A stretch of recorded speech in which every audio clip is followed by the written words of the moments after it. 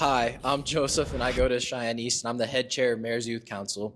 Today we're going to talk about the Youth Day Giving event, which is Thursday, May 7th from 3:30 to 6:30 at the Kiwanis Community House.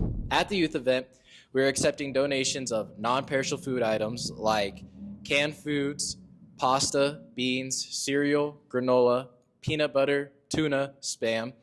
We also accept toiletries and personal care items like toilet paper, shampoo, conditioner, deodorant, razors, shaving cream, toothpaste, mouthwash, and more, and craft items like yarn, poster board, markers, crayons, scrapbooking supplies, etc. Hi, I'm Camilla. I'm the first chair of Mayor's Youth Council, and I'm from South High School.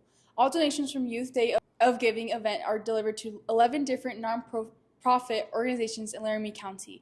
Last year, the youth event received over 8,000 pounds of donations in just 3 hours.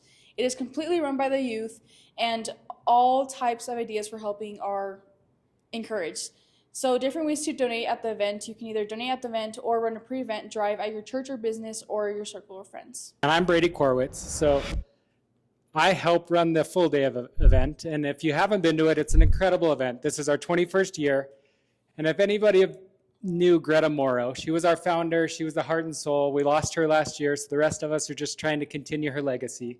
So along with food and personal care items and toiletries and craft items, we also have a blood drive the next day.